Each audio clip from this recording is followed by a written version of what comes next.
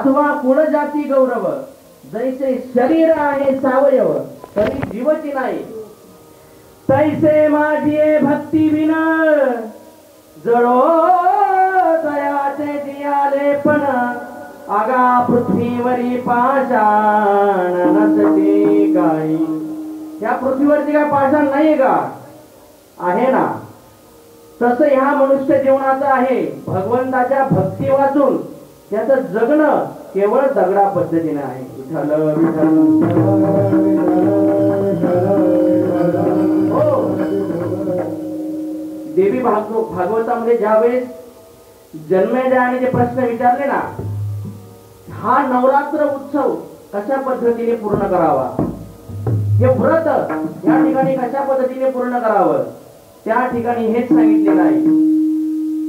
नृत्य, सात्विक पद्धतीने नृत्य, त्या ठिकाणी सात्विक पद्धतीने त्या ठिकाणी वादन, आणि सात्विक पद्धतीने त्या ठिकाणी गायनही झालं पाहिजे. आणि हे सर्व करत असताना उपवासही सांगितलेला आहे. पण तो उपवास सांगत असताना सांगितलं नाही का तुम्ही चक्क्या खा, डांगर खा, मी भेंडी खा, असं त्या ठिकाणी मुळीच कुठं लिहिलेलं नाही. आणि तुम्ही साबुदाणा खा, हे पण कुठं लिहिलेलं नाही.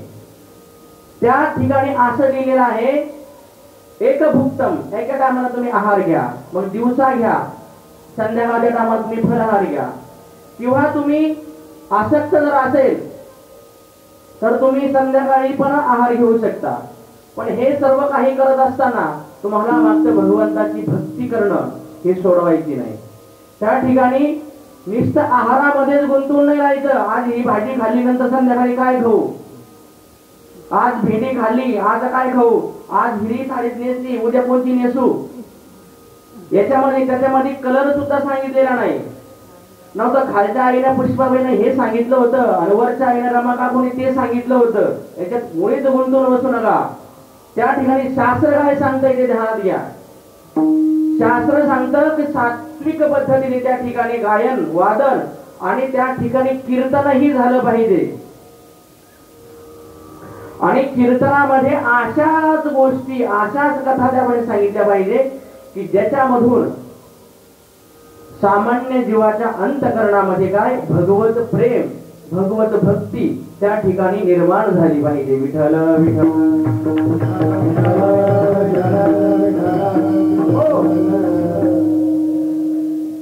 आणि असं करत असताना मग आपली जी अशी उपासना झाली. आपण जर बघितलं तर या विश्वात किती शक्तिपीठे आहे? 52 शक्तिपीठ आहे. आणि 52 शक्तिपीठापैकी महाराष्ट्रात किती आहे? 3.5 शक्तिपीठ. बरं, हे शक्तिपीठ निर्माण झाले कसे? बघा, आता आपण थोडस नवरात्रीच्या उत्सवाच्या हिशोबाने बघू. तर एकदा काय झालं, नारद हे कायम फिरत फिरत असते. कधी याच्याकडे जा, कधी त्याच्याकडे जा, एखाद्याचा व्यवस्थित चालू असलं तर तिथं जा आणि त्या ठिकाणचा धिंगाणा करून दे आणि तिथून परत दुसरीकडे जा. असं त्या पद्धतीने नारदांचं काम चालतंय आणि अजूनही चालतंय. फक्त एक विशेष आहे की त्यांनी आतापर्यंत जेवढ्याही लावालाव्या केल्या त्याच्यामध्ये कधीही वाईट झालेलं नाही. प्रत्येक वेळेस त्या ठिकाणी चांगले झालेले बघा. किंबहुना याच्यामध्ये एक सांगता येईल की ज्या ज्या वेळेस एखादा साधू एखाद्यावरती रागवतो किंवा काही घटना करतो त्यावेळेस त्या जीवनाचं काहीतरी कल्याण होणारच असतं त्या जीवाचं, म्हणून ती घटना ती घडते. बघा, राजा परीक्षितीच्या जीवनात जर बघितलं तर राजा परीक्षित काय म्हणतो बघा, मुनी शाप ज्योतिना अति भलोकीना परम अनुग्रह महिमाना. त्या ठिकाणी मला जो शाप मिळाला तो माझ्यावरती त्यांनी परम अनुग्रह केला. म्हणजे या पद्धतीने हे संत लोक असतात. त्याच पद्धतीने नारद भ्रमण करत आहे आणि भ्रमण करता करता नारद एक दिवस गेले कैलास पर्वतावरती आणि त्या ठिकाणी भगवान शंकर समाधिस्थ आहे. पार्वती माता शेजारी बसलेली आहे. पार्वती माता शेजारी बसलेली आहे. समोर नारद आले, नारायण नारायण असं चाललंय त्यांचं भजन. आणि समोरून आल्यानंतर नारदाने नामूनच दंडवत केला. त्यांना असं वाटतं शंकरांची समाधी चालू आहे आणि त्या ठिकाणी पार्वती आई साहेब आहे. या ठिकाणी आपण का बरं जास्त वेळ थांबावं? त्या ठिकाणी त्यांनी काढता पाय केला, तर त्या ठिकाणी पार्वती आई साहेबांनी बघितलं. पण त्यावेळी त्यांचं नाव होतं सती. सतीने बघितलं आणि गेल्यानंतर नारद अचानक आले, का बरं चालले म्हणून सती माता त्या ठिकाणी पुढे गेली. आणि गेल्यानंतर का हो नारदजी कुठे चाललात? त्याने आलतो म्हणे सहज फिरत फिरत. पण या ना. काय नाही म्हणे, जातो म्हणे. पण या या या. नारदजी आले, जशी बसले. पण कसं काय झालंय तुमचं? बरं आहे गणेश? अगदी बरं आहे. आमचं अगदी प्रेमाने सगळं काही व्यवस्थित चालू आहे. अगदी काहीही आमच्यामध्ये कुठल्याही प्रकारचा वाद नाही. बर आताच लावतो म्हणे लगेच. नारदाने सांगितलं, आई साहेब तुम्हाला माहिती आहे का? म्हणे काय? तुम्हाला अजून माहित नाही? म्हणे काय? म्हणे जाऊ द्या म्हणून नाही सांगत. तुम्हाला जर काही माहितीच नाही म्हणे, तुम्हाला सांगण्यात तरी काय अर्थ आहे म्हणे. आता मात्र पार्वती आई सती मातेची मात्र उत्सुकता वाढली, दुगणित झाली. एखादा जर काही विचारित असेल आणि जर पुढचं जर सांगत जर नसेल तर मात्र त्या माणसाला काय करू नये काय नको असं होतं. एखादं जर म्हणणं तुला मी गोष्ट सांगतो, मग सांग जाऊ दे, आज नाही उद्या सांगेल. सांग ना सांग ना. नाही नाही जाऊ दे, आता एवढं काही महत्वाचं नाही. मग मात्र त्याला राहायलाच जात नाही. अरे काही नाही, अरे नाही पण तू सांग ना, काही का असं ना मला सांग. असं त्या ठिकाणी मात्र सती मातेची उत्सुकता वाढली. त्या ठिकाणी नारदांना, अहो सांगा काय सांगणार होता? अहो काही एवढं महत्वाचं नाही माहिती आहे, पण सांगा ना काय. सांगतो म्हणे, ऐका. हे जे भोले बाबा आहे ना, भोले बाबांच्या गळ्यामध्ये जी मुंडमाळा आहे ती माहिती तुम्हाला कशाची? म्हणे पार्वती सती माता म्हणे आतापर्यंत मला सगळे गुह्यतम गुह्य मला सांगितलं, हे मात्र अजून मी कधीही विचारलं नाही. याचं नेमकं राज काय हे अजून मलाही माहिती नाही आणि त्यांनी कधी सांगितलं नाही. आता मात्र सती मातेची भूक पेटली. आता मात्र आतापर्यंत भगवान शंकरांनी मला काहीही लपून ठेवलं नाही आणि साक्षात गळ्यामध्ये मुंडमाळा आहे आणि हे मला माहित नाही. आता मात्र सती माता सन सन सन सन सन करत भगवान शंकराकडे. अहो अहो अहो अहो करीत करीत भगवान शंकरांची समाधी त्यांनी मोडलीच. अशा सती माता घरोघरी आहे. त्यांचं काही काम आडलं तर तो माणूस कितीही दमलेला असो, काही असो, त्याने जागच झालं पाहिजे मला. आता मात्र भगवान शंकरांना जागे केलं आणि भगवान शंकरांना विचारू लागली, सती माता ही सांगा, ही तुमच्या गळ्यामध्ये असणारी मुंडमाळा कशाची? आता भगवान शंकर सांगणार नव्हते, कारण की ते सांगण्याजोगतं नाही नव्हतंच ते सांगण्याजोगतं. आणि त्याच्या वाजून आतापर्यंत त्या सती मातेचंही काही आणलेलं नव्हतं. आता मात्र सांगावं लागणार. भगवान शंकरांना माहिती आहे ही संपूर्ण ऐकल्याशिवाय ही काही शांत बसणार नाही. त्यावेळेस भगवान शंकर सांगतात, ही माझ्या गळ्यामध्ये जे मुंडमाला आहे ना, ह्या तुझ्या शरीराचे जे काय आहे मुंडके आहे आणि तुझे आतापर्यंत 107 जन्म झाले आणि तुझं आणि माझं असणारं प्रेम यातून मी व्यक्त करतो. बघा, शिवरात्र ही भगवान भोले बाबांची आणि नवरात्र आई साहेबांची, भवानी मातेची. त्या ठिकाणी आता सांगितलंय की तुझे पाठीमाग 107 जन्म झालेले होते आणि हा तुझा कोणता आहे? 108वा जन्म आहे असं त्या ठिकाणी सांगितलं. आता मात्र मग सती मातेला राहायलाच गेलं नाही. माझे 107 जन्म झाले आणि तुमचे मात्र एकच झाला. काय गोंधळ आहे नेमकं सांगा नक्की. असं कसं काय होईल? माझे 107 जन्म आणि तुमचा एकच जन्म, हे असं होईल तरी कसं?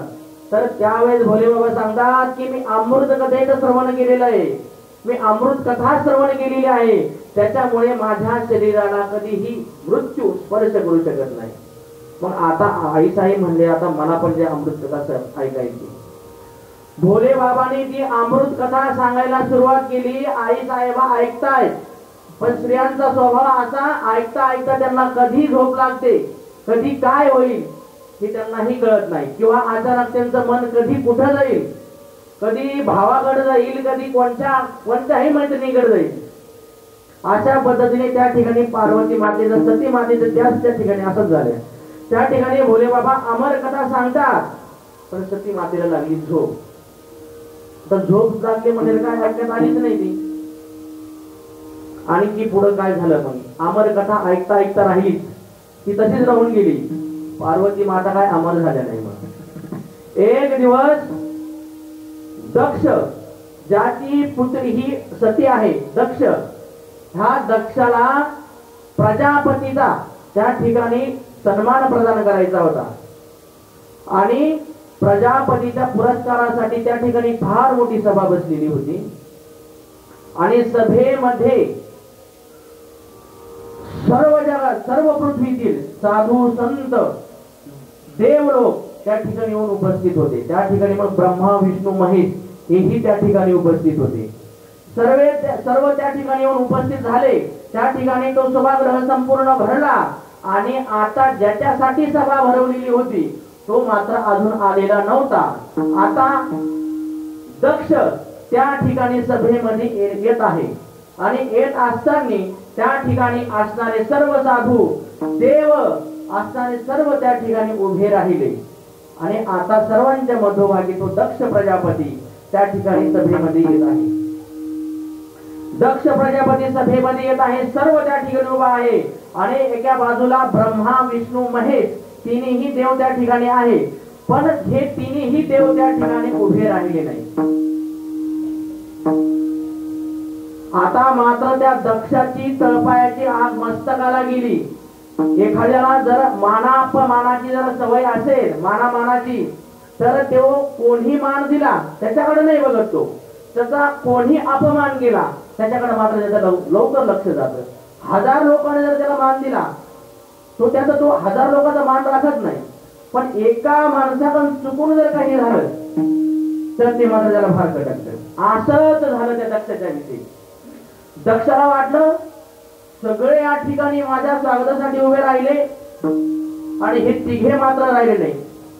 त्यामध्ये एक होता ब्रह्मदेव, त्याला जाऊ द्या, ब्रह्मदेव आपले पिताजीच आहे, ते उभे नाही राहिले, ठीक आहे. विष्णू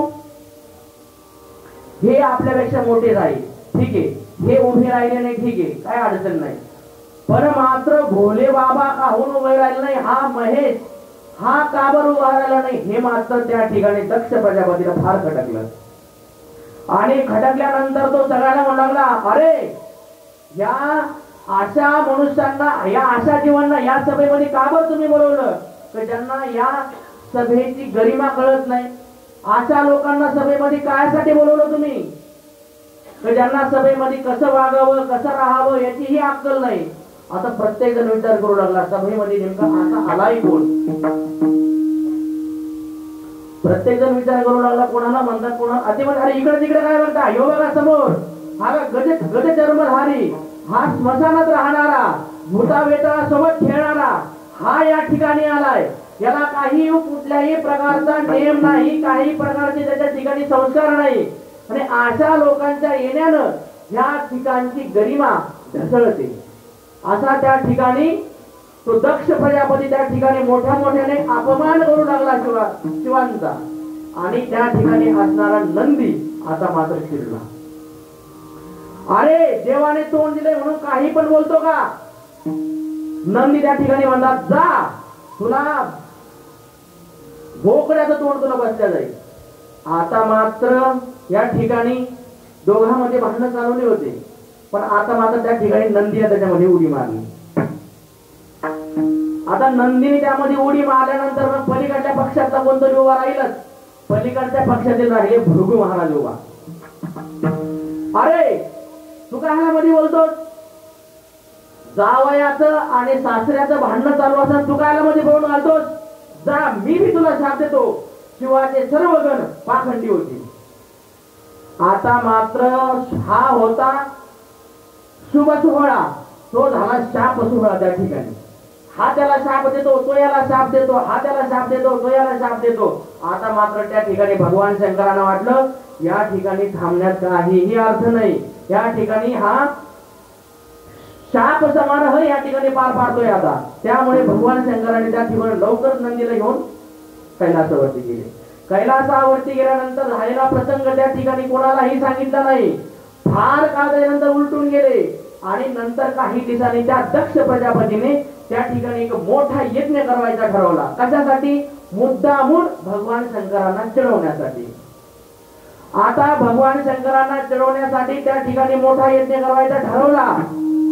सर्वांना निमंत्रण दिलं, अगदी खाल्लीतल्या खाल्ल्या लोकाला सुद्धा निमंत्रण पत्रिका सोन्याची दिली, पण स्वतःचा जावई असणारा भगवान भोले बाबा त्यांना कुठल्याही प्रकारचं निमंत्रण पत्रिका दक्ष प्रजापतीने दिलीच नाही। आता यज्ञाचा काळ आला, आज यज्ञ समारंभ सुरू होणार आहे आणि सर्व स्वर्गातील सर्व लोक त्या ठिकाणी दक्षाच्या नगरीकडे निघाले आणि दक्षाच्या नगरीकडे जात असताना सर्व स्वर्गातील सर्व लोक ते विमान कैलास पर्वतावरून घेऊन चालले मुद्दामून। आणि एखाद्याचं असतं बघा, एखाद्याचं जर जमत नसेल एखाद्या बरोबर तर लोक मुद्दामून त्याला भेटण्याच्या ऐवजी याला पहिले भेटतात। का हो, जाता का नाही? जाऊन आमच्याकडे जायचंय तर ते नाही नाही नाही अहो तुम्हाला सांगितलं हे असं मुद्दामून करतात। का बरं? हा एक चिडवण्याची पद्धत असते।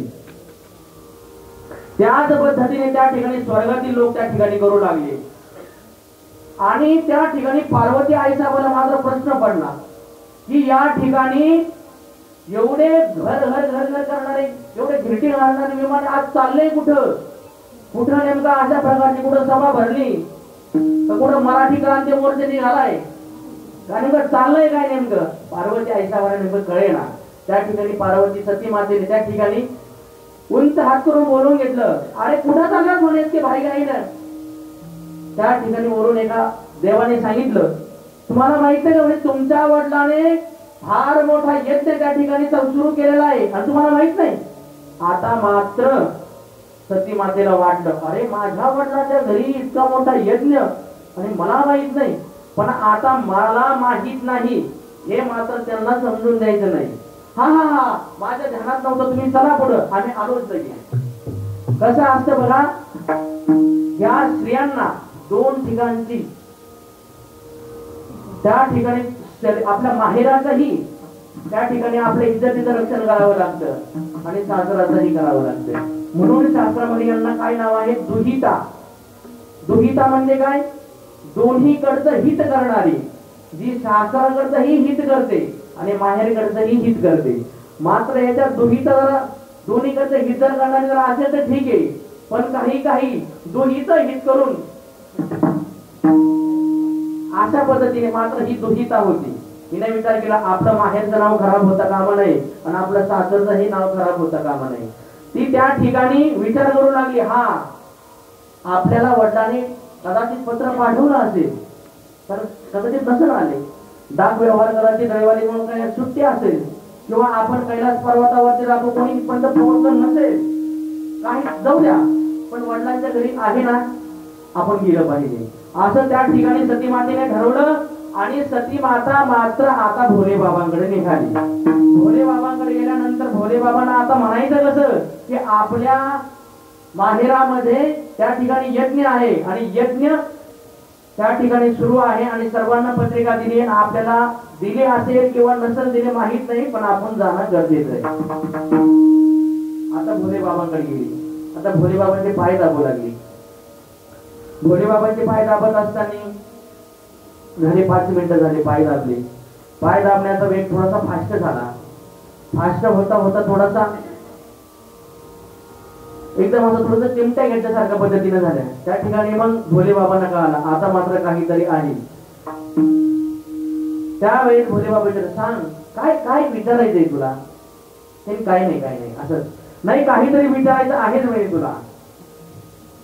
आता तुम्ही विचारताय म्हणून सांगते, माहिती का अहो तुमच्या सासऱ्याच्या घरी एक मोठ्या यज्ञाचं त्या ठिकाणी प्रागटीकरण करणं चालू आहे। म्हणजे माझ्या सासऱ्याच्या घरी तुझ्या कोणाच्या घरी नाही का? म्हणजे अहो माझ्या वडिलांच्या घरी पण मला तुम्हाला घेऊन जायचं असल्यामुळे तुमच्या सासऱ्याचं नाव मी सांगते। ज्यावेळेस महिलांचं असतं बघा, ज्या वेळेस एखादं काम करून घ्यायचं असेल तर त्याचा नातलग दाखवते, पण आज तर इथंच काम करा. त्याच पद्धतीने या ठिकाणी आज पार्वती मातेने त्या सती मातेने या ठिकाणी डोकं लावलं की तुमच्या सासऱ्यांच्या घरी फार मोठा यज्ञ आहे आणि आपण गेलंच पाहिजे. भोले बाबा म्हणे हा चालतंय, आपण जाऊ. पण आता पण म्हणल्यानंतर परत सती मातेला प्रश्न पडला, आता पण काय, हे काय निमंत्रण पत्रिका ते आले असेल म्हणे, पण आपल्या यात पोहोचली किंवा नंतर किंवा इकडे पडले असेल ते सांगू नको. तुझ्यापर्यंत आली का? ते माझ्यापर्यंत आली नाही म्हणे. कदाचित आली असेल पण काय आपण इथं कैलास पर्वतावरती राहतो, खाली आली असेल पण नसं पोहोचली, किंवा पोहोचली असेल किंवा नसं पोहोचली, पण आपण जाणं महत्वाचं आहे ना. आता मात्र भोले बाबाला कळालं. भोले बाबा मात्र आता सती मातेला सांगू लागले, आपल्याला निमंत्रण पत्रिका पाठवलीच नाही, मुळीच पाठवली नाही. सती माता हा असं कसं काय होईल, माझे वडील येते आणि त्यांची मी एकुलती एक आहे आणि ते किती काही माझ्यावर त्यांचं प्रेम आहे, तुम्ही पाहिलं लग्नाच्या मला किती काही त्यांनी थाट केला, अमुक केलं धमुक केलं, असं कसं काय होईल, असं होऊ शकत नाही म्हणे.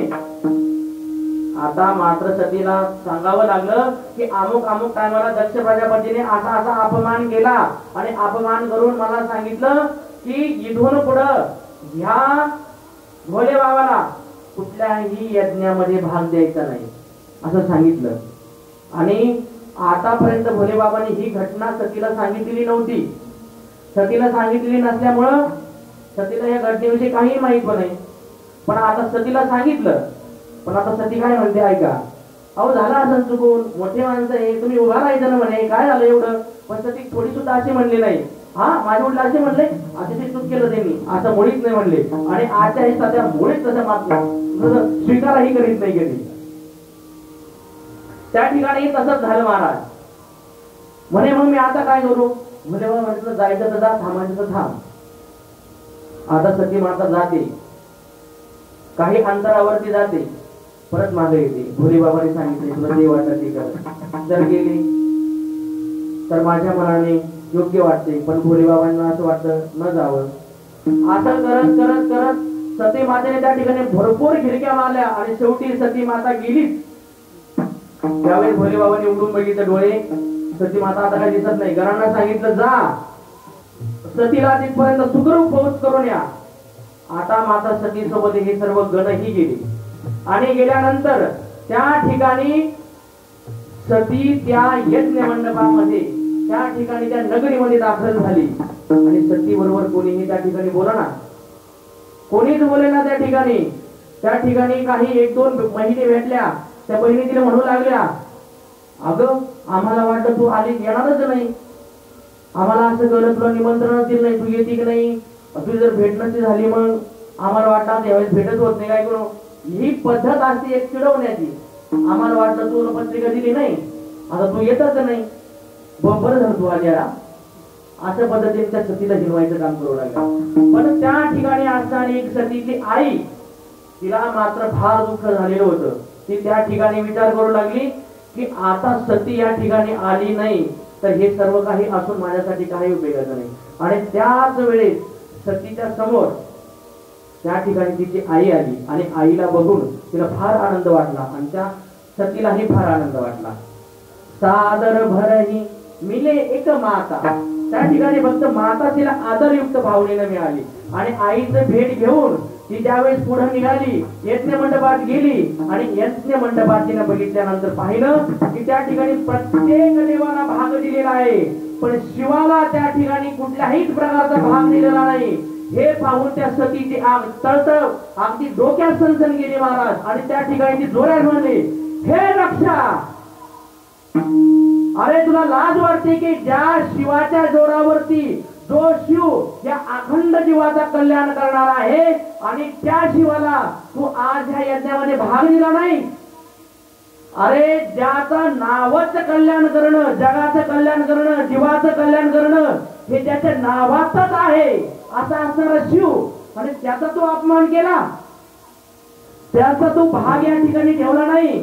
तर अशी असणारा तू आणि तुझ्या पोटी जन्म झालेला माझा, आणि ज्या वेळेस मी हा देह घेऊन पुन्हा शिवाकडे जाईल तर मला ते म्हणतील कदाचित ये दक्षायनी ये, कारण की मी दक्षाची पुत्री आहे ना, मला दक्षायनी म्हणेल आणि मी एक शिवद्रोहीची पुत्री आहे हे मात्र मला त्या ठिकाणी सहन होणार नाही, कारण की तू माझ्या शिवाचा त्या ठिकाणी द्रोह केलेला आहे आणि हे शरीर तुझ्यापासून उत्पन्न आहे, उत्पन्न झालेलं आहे आणि जर मला याच्यानंतर कोणी दाक्षायणी जर म्हटलं तर हे मला सहन होणार नाही, म्हणून मी आज हे शरीर या शरीराचा याच ठिकाणी मी या अग्निकुंडामध्ये दहन करते. आणि असं म्हणून महाराज सतीने त्या अग्निकुंडामध्ये उडी घातली. महाराज आता काय पाहता, त्या यज्ञामध्ये सतीने उडी घातली आणि हीच बातमी आता मात्र नारदाने कैलासावर पोहोचवली. अहो शिवराजा, अहो शिवा, अहो भोले बाबा, माहिती का, अहो माहिती का, म्हणे काय, आम्ही जसे होतो तुम्ही पण तसेच झाले, आम्ही जसे होतो तुम्ही पण तसेच झाले. आता मात्र काय झाले मग, अहो आम्हालाही पाठीमागं कोणी नाही आणि तुम्हालाही पाठीमागं कोणी नाही. ते काय झालं, आता प्रत्येक बातमीदाराची एक खात्री विभागाची एक विशेषता असते बघा. बातमी कशी रंगवायची, बातमी नॉर्मल जरी असेल आणि जर तो सांगणारा जरा उत्कृष्ट असेल तर तो अशी बातमी रंगवतो की त्या ठिकाणी मोठ्या मोठ्या वक्त्याला, मोठ्या मोठ्या नेत्याला त्याची दखल घ्यावी लागते. पण सांगणारा कसा लागतो, तर हे नारद हे महाराज यांनी आतापर्यंत या सृष्टीमध्ये अनेक प्रकारच्या त्या ठिकाणी अशा घटना घडून आणलेले आहे महाराज. आता बातमी देणार आहे नारद. नारद म्हणतात आम्ही तसे होते तुम्ही पण तसे झाले. अहो झाले काय, अहो सतीला दक्षाने यज्ञकुंडामध्ये ढकलून दिलं.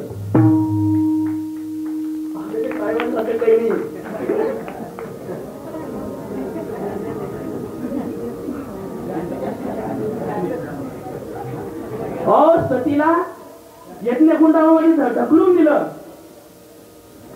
आता मात्र भगवान शंकराला फार राग आला. एक तर ते कोण आहे, भोले बाबा आहे, अग्नीचं जाऊ तारे ते. आता मात्र भोले बाबाने आपल्या शरीराची एक मस्तकावरली एक जटा काढली, आपटली आणि त्यातून प्रगट झाला वीरभद्र महाराज. अशा प्रकारचं शरीर दान दान दान दान दान असं सांगा महाराज काय करू, दक्षाचा वध कर त्या ठिकाणी. म्हणून तो वीरभद्र त्या ठिकाणाहून निघाला आणि सर्व भूतांची टोळी त्या वीरभद्राच्या पाठीमागे निघाले महाराज. आता हे सर्व भूतगण हे वायू प्रधान सर्व हे वायूच्या योगाने त्या ठिकाणी जाऊ लागले. अगदी सन सन सन सन सन सन त्या ठिकाणी आवाज येऊ लागला. सन सन आवाज येत असताना त्या ठिकाणी यज्ञ कुंडामध्ये त्या ठिकाणी असणारे जे लोक ज्या ठिकाणी यज्ञ चालू आहे त्या ठिकाणी लोकांना आश्चर्य वाटू लागलं. अरे आता काय तुफान येतं काय, गडगडाटांचा आवाज येतोय काय, पावसाळा चालू झालाय काय. बाकीचे म्हणतात अरे पावसाळा कशाचा, हा आवाज तरी कशाचा आहे. कोणी म्हणे अरे नाही म्हणे चक्रीवादळ असेल, नाही नाही म्हणे अरे कोणी म्हणा अरे डकेत असेल, अरे डकेत हे असू शकत नाही. अरे मग हा आवाज कशाचा आहे. तोपर्यंत असा विचार करतात करतात करतात करतात तोपर्यंत ते वीरभद्राची टोळी त्या ठिकाणी येऊन दाखल झाली. आणि दाखल झाल्या बरोबर त्या ठिकाणी असणारे जे साधू महांत होते ना, त्या ठिकाणी ज्यांनी ही समोर घटना घडत असताना काहीही म्हणले नाही. त्या ठिकाणी जे जराही घडलं त्या ठिकाणी ते भूतगणांनी बघितलं आणि आता भूतगणांची आणि त्या ठिकाणी त्यांची झाली मारामारी चालू. अशी मारामारी त्या ठिकाणी चालू झाली. त्या ठिकाणी भृगु ऋषी होते, त्या भृगु ऋषीची दाढीच ओढून काढली डायरेक्ट. आणि दाढी ओढून काढली. सर्व जे भूतगण होते ते यज्ञ मंडपाच्या शाळेमध्ये गेले. ज्या कडाया होत्या का उचलून आपटून दे, त्याच्यामध्ये मूत्र विसर्जन कर, हे कर ते कर, हे कर माती कालव. त्याच्यानंतर जे यज्ञकुंड असेल त्याच्यावरती नाना प्रकारच्या सोडून काही पण दे. यज्ञ मंडप असा उचलून खांद्यावरती घेतला, आकाशात नेला, फाडा कोरडा ध्याना करून टाकला सगळा. आणि अशा पद्धतीने त्या यज्ञाचा सर्व विध्वंस करून टाकला. ज्या ज्या लोकांनी त्या ठिकाणी होते त्या ठिकाणी जे जे काही साधू असतील त्या सर्व साधूंना त्या ठिकाणी मारलं, सोडलं. आणि अशा पद्धतीने त्या ठिकाणी झालं. पण आता अग्निकुंडात असलेली ती सती माता त्याचा प्रसंग आला. दक्षाचं तर त्या ठिकाणी तोंडच धडा वेगळं गेलं डायरेक्ट. आणि अशा असणाऱ्या त्या कुंडातील सती माता ही भोले बाबांकडे येऊन पोहोचली आणि ती सती माता आता भोले बाबाने आपल्या खांद्यावरती घेतली आणि भोले बाबा अत्यंत तेजवान अत्यंत क्रोधी झालेला आहे आणि त्या सती मातेला त्या पद्धतीने घेऊन आमची विश्वामध्ये धावाधाव करतात, इकडे जा तिकडे जा, अतिशय सर्व या जगावरती हाहाकार त्या ठिकाणी माजलाय आणि हे सर्व काही बघून त्या ठिकाणी सृष्टी सुद्धा थरथर कापू लागली आणि त्या सती मातेचे त्यावेळेस भगवान विष्णूने आपल्या सुदर्शन चक्राच्या जोरावरती तुकडे केले आणि ते तुकडे ह्या सृष्टीवरती पडले. ते सृष्टीवरती जे पडलेले तुकडे तेच म्हणजे 52 शक्तिपीठे आहे.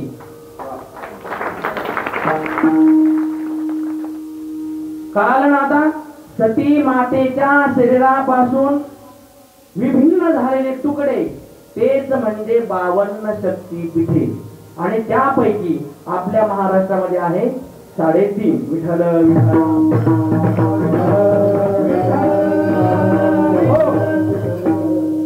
अभंगाला सांगावं असं काही नाही, कारण की अभंगावरती कधी बोलू शकतो. नवरात्रामध्ये हा उत्सव काहीतरी निमित्त असतो आणि अशा असणारा ह्या नवरात्र महोत्सव याच्यामध्ये सुद्धा काय ही नवविधा भक्ती सांगितलेली ना. श्रवणम कीर्तनम विष्णु स्मरणम अर्चनम वंदम दास्यम सख्यम आत्मनिवेदनम ही भक्ती आणि त्याच्यामध्ये असणारी ही श्रवण भक्ती स्मरण भक्ती आणि ही स्मरण भक्ती सांगत असताना सांगितला की कोणाची स्मरण करावं. ब्रीड जाचे जगदानी तो जगाला दान देणार आहे अशांची स्मरण करा, अशाच भक्ती करा. बघा एक दिवशीचा प्रसंग आहे. भगवान जेवायला बसले आणि लक्ष्मी माता त्या ठिकाणी वाढत असताना त्या ठिकाणी आता समोर भगवान जेवत आहे आणि भगवंताचा एक नियम आहे, संपूर्ण सृष्टीतील जेवण झाल्याशिवाय प्रत्येक जीव जेवल्याशिवाय त्या ठिकाणी भगवान जेवायला बसत नाही. आणि आता ताटाला पाणी फिरलंय, पाणी फिरून भोले बाबा भगवान जेवायला बसले आणि पार्वती आता आपले लक्ष्मी माता समोरच उभा आहे. ती म्हणे का जे सर्व जेवले म्हणे, हा प्रत्येक जीव जेवला म्हणे. आता मात्र त्या ठिकाणी लक्ष्मीने एक दिवस परीक्षा घ्यायचीच ठरवली. आता परीक्षा घ्यायची ठरवायची म्हणजे काय, आता दुसऱ्या दिवशी बरोबर त्याच टायमाला त्या लक्ष्मीने बरोबर एक मुंगी घेतली आणि आपल्या एका निजच भुवनामध्ये एका तिजोरीत ती ठेवून दिली. आणि आता मात्र भोले बाबा आपले भगवानांना सांगितलं, ताटपीठ वाढवून दिलं आणि समोर ठेवलं आणि बसा म्हणे जेवायला. दुसऱ्या दिवशीचा प्रसंग. आता दुसऱ्या दिवशी त्या ठिकाणी भगवान जेवायला बसले, पाणी फिरवलं आणि पाणी फिरवून जेवायला करतात त्या ठिकाणी लक्ष्मी माता आता मात्र म्हणते का हो आजही सृष्टीतील सर्व जीव जेवले. हा जेवले म्हणे, हा म्हणजे जेवण करा. भगवानाला व्यवस्थित जेवण करून दिलं आणि जेवण करून झाल्यानंतर भगवंताला हाताला धरलं ना. आज तुम्हाला मी दाखवते म्हणे की तुम्ही जे म्हणतात ना ते चुकीचं आहे. आज मी एक अशा प्रकारचा जीव त्या ठिकाणी कैद करून ठेवलेला आहे आणि अजून तो जेवायचा उपाशी आहे. त्याला आतापर्यंत तिथपर्यंत जेवण्याची विधी त्यापर्यंत पोहोचलेली नाही. ते चल म्हणे गेले, त्यांनी जर भवनात गेले, ते कपाट उघडलं, कपाटामध्ये एक तिजोरी होती, ती तिजोरी उघडली, तिजोरीमध्ये एक डबी होती, ती डबी उघडली, डबीमध्ये अगदी छोटीशी एक डबी होती, ती डबी उघडली आणि ती डबी उघडून ती अगदी त्या लक्ष्मीने भगवंताला अशी दाखवली. बघा म्हणे याच्यामध्ये एक मुंगी आहे आणि ती अजून खाण्याची राहिली नाही. भगवंताने ती बघितली, भगवान हसले. आता मात्र लक्ष्मीला वाटलं आज मात्र भगवंताला मी पकडलं आणि भगवंताने ती डबी बघितली. भगवंत हसले म्हणे लक्ष्मी तूच बघ म्हणे. अहो काय मीच बघ आणि तू बघ म्हणे, आज हा जे उपाशी राहिला ना म्हणे, अगं तू एकदा बघ तरी म्हणे. असं म्हणून ज्यावेळेस लक्ष्मीने हात आपल्याकडे घेतला आणि बघितलं तर त्या मुंगीच्या तोंडामध्ये एक तांदूळाचा तुकडा होता. तांदूळाचा एक तुकडा होता आणि ते तुकडा पाहून आता मात्र लक्ष्मीला धक्काच बसला. कारण की एवढ्या आतमध्ये कपाटामध्ये तिजोरी, तिजोरीमध्ये डबी नंतर मध्ये मधली एक डबी, त्याच्यामध्ये परत डबी आणि त्याच्यामध्ये ही कोंडलेली. ही जेवली कशी? आता माता लक्ष्मी विचारू लागली, भगवान सांगा हे घडलं कसं? हे घडलं कसं? त्यावेळेस भगवान तिला सांगू लागले, अगं लक्ष्मी ऐक, ज्या वेळेस तू ही मुंगी उचलून ज्यावेळेस तू घरात गेली, घरात नंतर ते कपाट उघडलं, कपाट उघडल्यानंतर तिजोरी उघडली, तिजोरी उघडल्यानंतर डबी उघडली, डब्याची डबी उघडली, डब्यामध्ये परत डबी उघडली, जास्त डब्यामध्ये तुम्हाला घालीत नाही. आणि मग ज्या वेळेस तू शेवटची डबी उघडली आणि समोर ज्यावेळेस असं केलं, ज्यावेळेस म्हणजे मुंगी ठेवली, त्याच वेळेस तुझ्या भांगामध्ये असताना ज्या अक्षता, त्या अक्षता मी हळून त्याच्यामध्ये ढकलली आणि एक छोटीशी अक्षता त्याच्यामध्ये पडली आणि त्यावेळेस तुझे नजर अंधारात येणे ती डबी बंद झाली आणि तू इकडे माझ्याकडे आली. पण अशा पद्धतीने मी त्या जीवाचं पोषण केलं. अशा पद्धतीने हा भगवान सकल जीवाचा पोशिंदा आहे, पालन करता आहे. म्हणून याला काय म्हटलं जातं? अभंगाचं प्रथम चरण.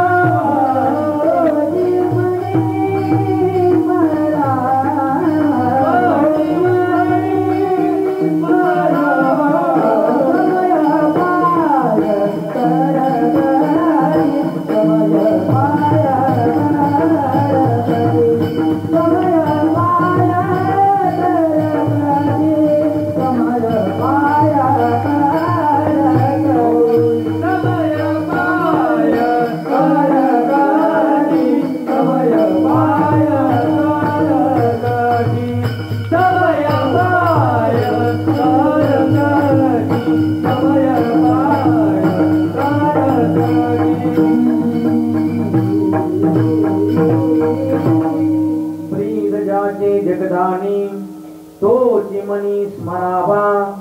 कोणाचं स्मरण करावं? ब्रीद ज्याचे जगदानी, जगाला जो दान देणार आहे, किंबहुना जगताची जी उत्पत्ती करणार आहे. पूर्वी जरा बघितलं, पूर्वी कोठे नव्हते काही, पहिले कोठे नव्हते काही, पहिले कोठे नव्हते काही, पहिले कोठे नव्हते काही, पहिले कोठे नव्हते काही. जग भैया तारा नाही, जग भैया तारा नाही, जग भैया तारा नाही, जग भैया तारा नाही. आगे होते काही, आगे होते काही, आगे होते काही, आगे होते काही. कानवाते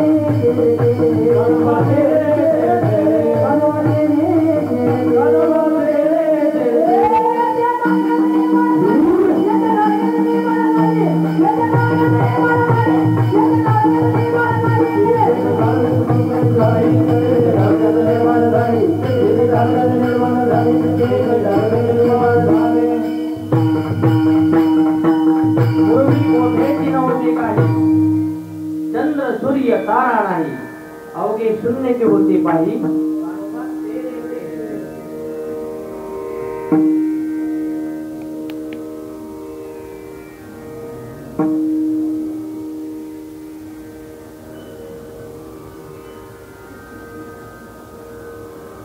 पूर्वी कोठे नव्हते काही चंद्र सूर्य तारा नाही अवघे शून्याचे होते पाही कानुबा तेरे तेरे ते अगदी काहीच नव्हतं असा असणारा तो त्यावेळेस ह्या भगवंताने ही सृष्टी निर्माण केली ब्रीद जाते जगदानी असा असणारा भगवान परमात्मा त्याच स्मरण करावं आणि अन्याचं करू नये आणि मग त्याचीच ही अवघे रूपे आहे अनंत रूपे अनंत वेशे देखिले म्याच्यासी बाबर कुमा देवी वरू कोण बाणली कैसी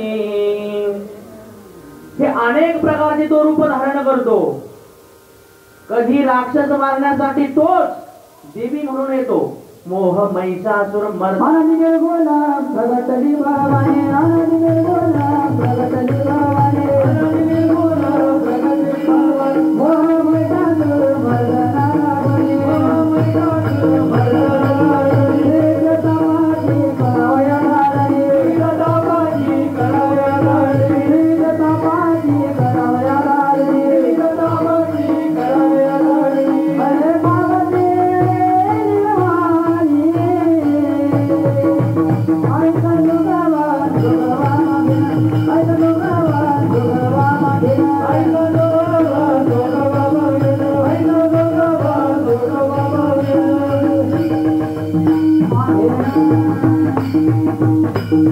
अनेक प्रकारचे अवतार धारण करून या विश्वाची स्थिती संहार आणि पालन हे तिनेही याच पद्धतीने भगवान परमात्मा करतो कधी भक्तांसाठी काही होतो कधी अनेक प्रकारचे त्यांचे कामही करीतो सर्व कामे करीतो स्वकरे चंदन घासी कावडीने पाणी भरितो असे सर्व ही काम कोण करतो भगवान परमात्मा करतो का बर कारण त्यांची तो भक्ती करतो जो भगवंताची भक्ती करतो त्याच्यामुळे हा भगवान परमात्मा त्यांचे सर्व काम करतो असा असणारा भगवान परमात्मा त्याचं स्मरण करा तो जगाला दान देणार आहे आणि तो कुठे आहे अभंगाचं द्वितीय चरण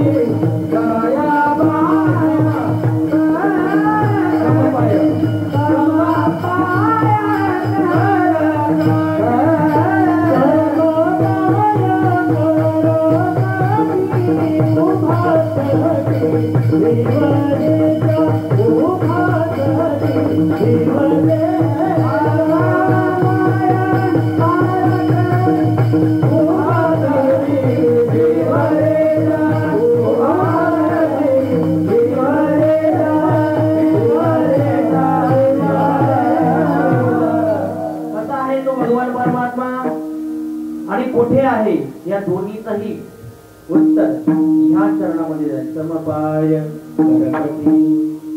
आणि कुठं आहे तो? उभा तटी भिवरेच्या. तो भिवराच्या तटेवरती असणारा पंढरपूर, त्या पंढरपूर ग्रामी हा भगवान परमात्मा आहे. आणि तो कसा आहे? समपाय. समपाय करकटी. दोन्हीही पाऊल त्याचे समान आहे. आणि समानातून त्याला काय दाखवून द्यायचंय? मी ह्या विश्वात समान रूपाने स्थित आहे. विठ्ठल जणी तणी भरला, रिता धाव नाही ओरडा, आधी मी दृष्टीने पाहिला, विठ्ठलजी विठ्ठल. या विश्वात असं एकही कण नाही की ज्या ठिकाणी भगवान परमात्मा देव नटला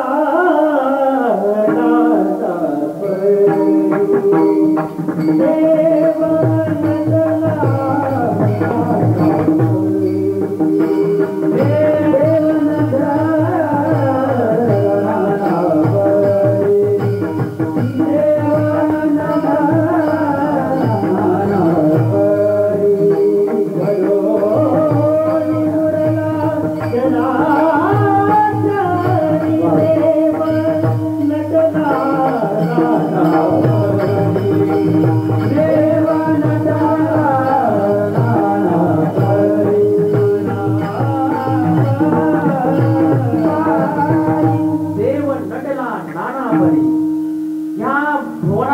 भगवान हा वेगवेगळ्या पद्धतीने नटलेला आहे.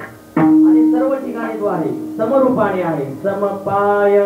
आणि कसा आहे तर आपले दोन्हीही हात आपल्या कमरेवरती ठेवलेले. कशासाठी? नितंभक्कराभ्याम धृतोनेन तस्मात्. येणाऱ्या भाविकांना दाखवून देण्यासाठी जर तुम्ही माझ्याकडे जर येत असेल तर तुम्हाला हे भवसागराचं पाणी कितकं आहे? फक्त कमरा एवढं. कशासाठी? माझ्याकडे येण्यासाठी तुम्हाला फार मोठा प्रवाह पार करून नाही यायचंय, फक्त कमरेच्या पाण्यातूनच माझ्याकडे यायचंय. याच्यासाठी दाखवण्यासाठी हा भगवान परमात्मा आपल्या कमरेवरती हात ठेवून आहे. नितंभक्कराभ्याम धृतोयेन तस्मात्. या ठिकाणी भवसागर पार करण्यासाठी फार मोठे मोठे आपल्या स्वतःच्या हिमतीने गेले, पण ते काय गेले? तसेच गेले. स्वतःच्या हिमतीने येथे नाही चालत महाराज. येथे फक्त भगवंताच्या आश्रित होऊन जर आला तर तो त्या ठिकाणी जाऊ शकतो. आणखी स्वतःच्या हिमतीनं मनोमार्गी गेला तो तेथीची मुगला. पण कोण स्थिर कोण राहिला? हरिपाठी सेवला तोची धन्य. विठ्ठल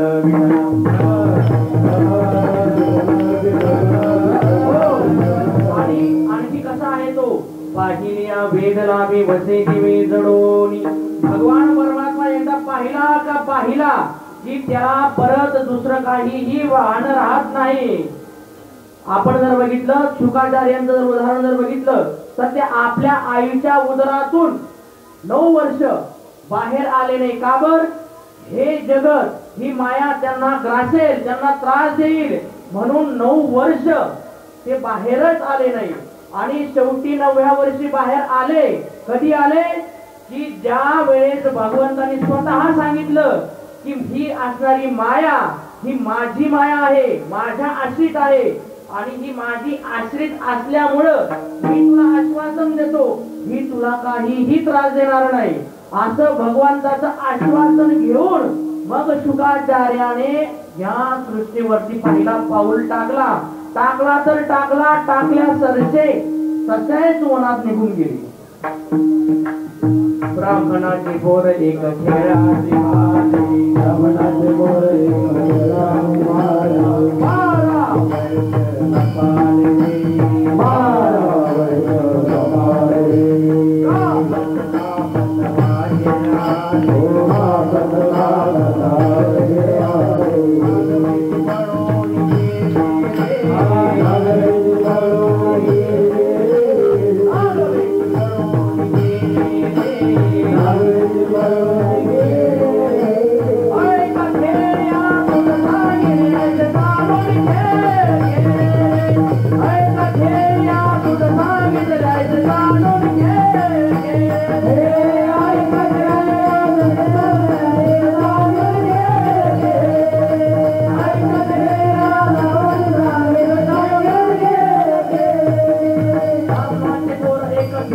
भ्याले 12 वर्ष लपाले रे.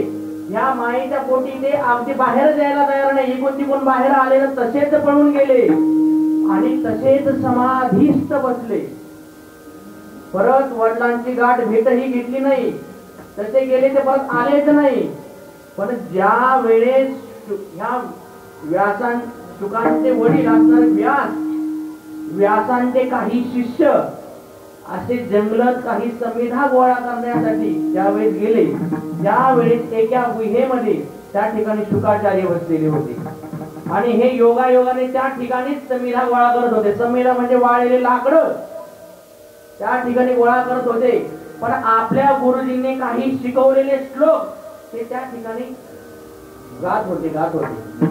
कोणते श्लोक गात होते?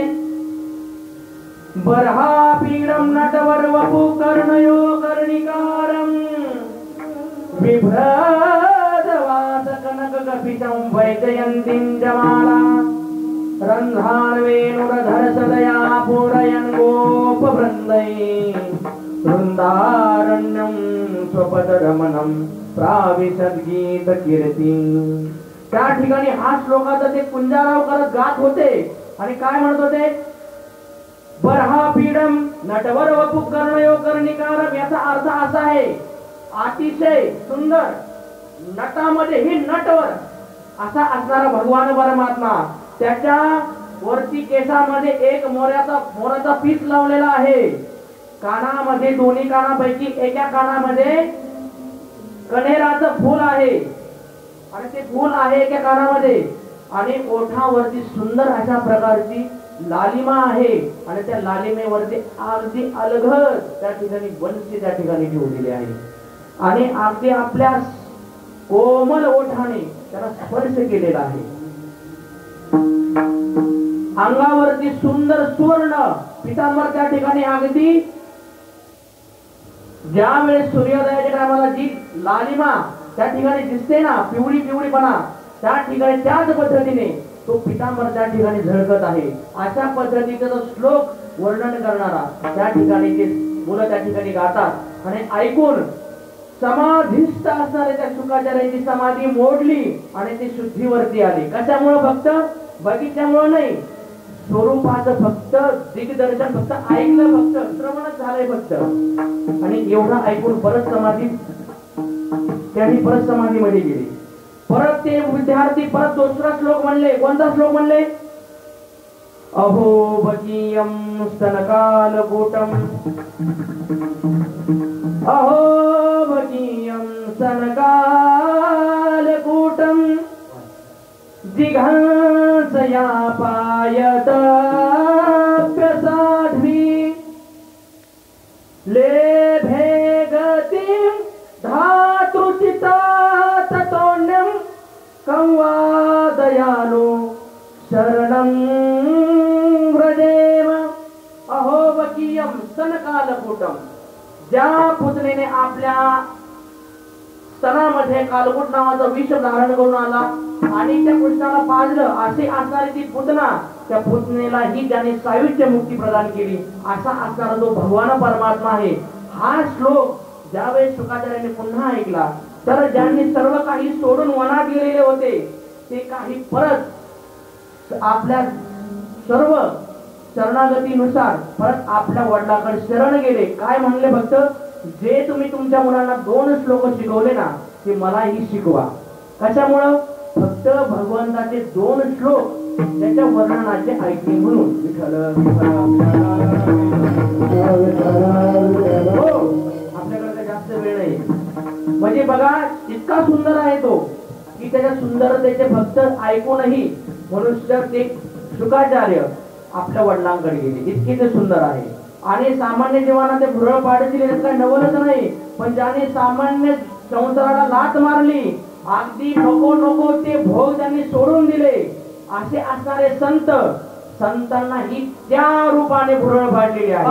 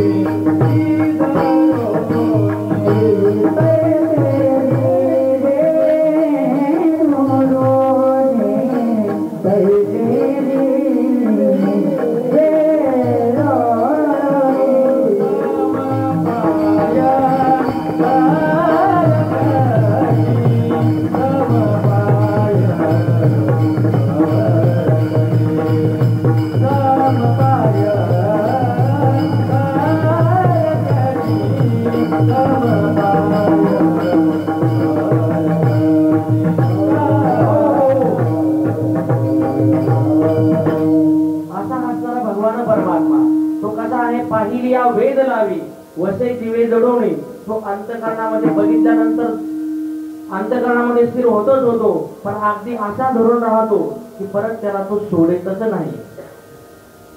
अशा प्रकारचे हे अभंग. आणि आपण ह्या अभंगावरती जितका आपल्याला भगवंताने जितकी बुद्धी दिली त्या बुद्धीने त्या पद्धतीने आपण हे सोडण्याचा प्रयत्न केला आणि वेळेचंही उल्लंघन आपण करू शकत नाही. म्हणून आपण लवकरात लवकर ही सेवा संपवण्याचा प्रयत्न करू.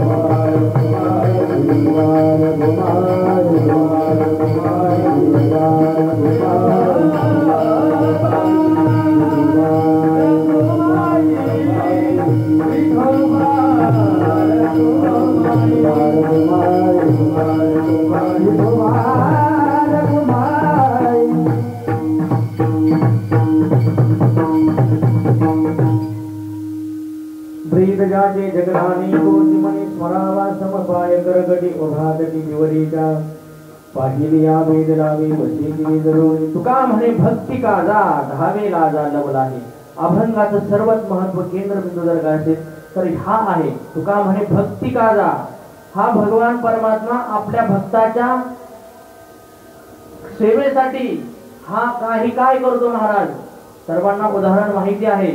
पितामह भीष्माचार्य, पितामह भीष्माचार्यांच्या सर्व अंगामध्ये बाण शिरलेले महाराज. बाण अगदी सरपंजरी त्या ठिकाणी भीष्माचार्य पडलेले आहे. असा एकही अंग त्या ठिकाणी शिल्लक नाही तर त्या अंगामध्ये त्या ठिकाणी बाण शिरलेले नाही महाराज. कारण युद्धामध्ये अर्जुनाने भगवंताचं साह्य घेऊन त्या भीष्माचार्यांच्या पूर्ण अंगात अगदी बोटापासून तर नखापर्यंत, केसापासून तर नखापर्यंत पूर्ण अंगात बाण मारलेले होते. अगदी अशा असणाऱ्या पितामह भीष्माचार्य ज्या वेळेस रणांगणात पडलेले होते त्यावेळेस भगवान पांडवांना घेऊन पितामह भीष्माचार्यांकडे गेले आणि गेल्यानंतर त्या ठिकाणी भीष्माचार्यांची अवस्था बघितली. त्यावेळेस भीष्माचार्य म्हणतात, वा भगवान, मला माहिती होतं की या ठिकाणी आपण येणारच येणार. कारण भक्तांचं आपण मनोगत त्या ठिकाणी आपोआप जाणतात. आपण भक्ताचं मनोगत जाणून या ठिकाणी आले आहात आणि आपण या ठिकाणी येत असताना जरीही बाकीचं काही निमित्त करून आलेले असते पण आपलं एकमेव एकच आपलं या ठिकाणी असणार काय की फक्त भक्ताचं मनोकामना पूर्ण करायची. आणि मीही मनात हीच अपेक्षा ठेवली होती की जोपर्यंत मला भगवान दर्शन देणार नाही तोपर्यंत मीही माझा शरीराचा त्याग करणार नाही. कारण मला माझ्या वडिलांनी इच्छा मरणाचा या ठिकाणी आशीर्वाद दिलेला आहे. आणि इच्छा मरण असूनही मी आज जायचं ठरवलं तर मी आताही जाऊ शकतो आणि 10 वर्षांनीही जाऊ शकतो. पण माझ्या अंतःकरणामध्ये फक्त एकच इच्छा आहे की मी जाताना मला फक्त भगवंताचं दर्शन मिळावं. आणि आपण या ठिकाणी आहात, जोपर्यंत मी जिवंत आहे तोपर्यंत तुला इथून हलता येणार नाही. आता भगवंताला मात्र टेन्शन आलं, आता हा बाबा कधी जातो. आणि थोडस भगवंताचा चेहरा थोडासा कोमजला. त्यावेळेस भगवान त्या ठिकाणी सांगतात, त्या ठिकाणी पितामह काय म्हणतात, सदेव देव भगवान प्रतीक्षताम कलेवरम यावदिदं हिनोम्यहं प्रसन्नहासारुणलोचनोल्लसन् मुखाम्भुजो ध्यानपतश्चतुर्भुज. हे भगवान, माझ्या समोर तू उभा आहे ना, पण असा प्रसन्न चित्ताने त्या ठिकाणी राह, असं कोमा जाऊ नको. कसा आहे तू, असा प्रसन्न हासा ऋणलोचनोल्लसन. आणि जोपर्यंत माझ्या समोर आहे ना तोपर्यंत असं प्रसन्न होऊन राहा. आणि त्यावेळेस जी काही पितामह भीष्मांनी भगवंताची स्तुती गायली ती 1 मिनिटात गातो.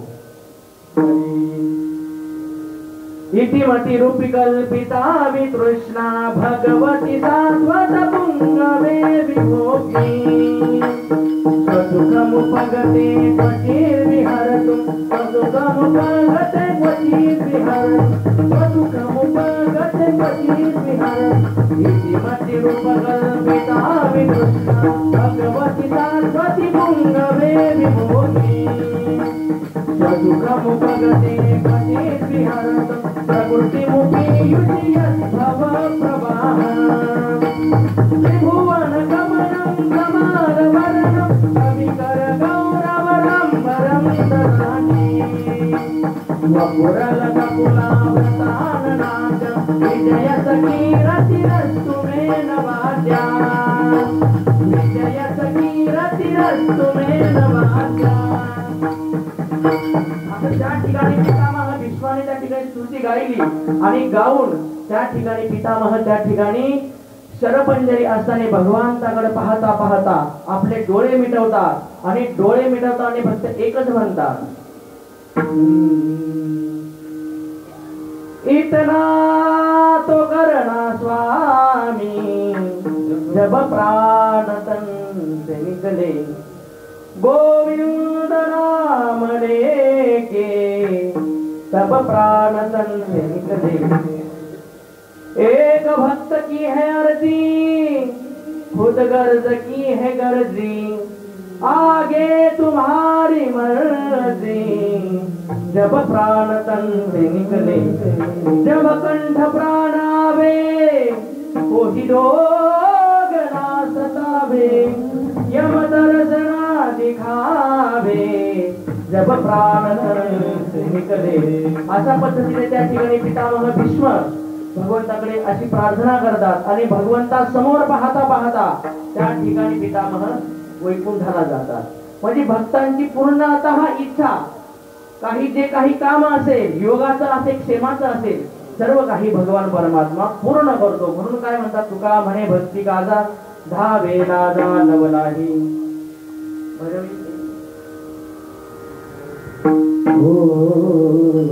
तुका म्हणे भक्ती तुका म्हणे भक्ती तुका म्हणे भक्ती तुका म्हणे तुका म्हणे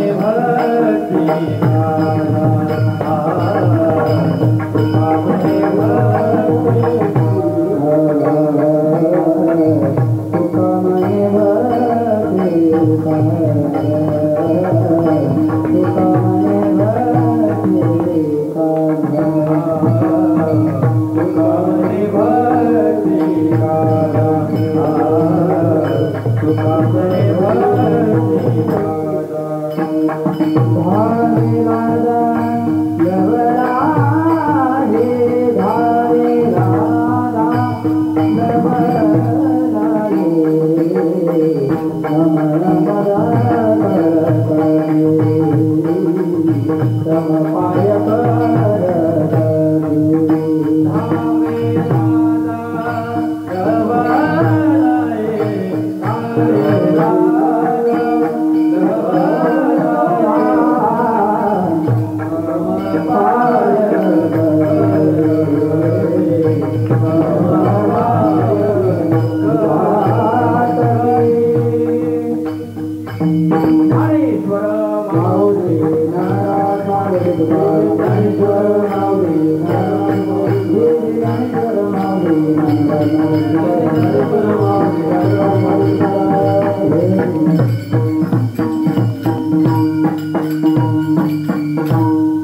झालेली सेवा भगवई भगवतीच्या चरणी भगवई मातेच्या चरणी या ठिकाणी समर्पित करतो आणि पुन्हा जे टाळकरी वृंद आणि ज्या आज ज्यांची संत भजनाची सेवा आहे असे असणारे आपले भजनी मंडळ असणारे आपले केदार बापू यांचंही मनपूर्वक धन्यवाद.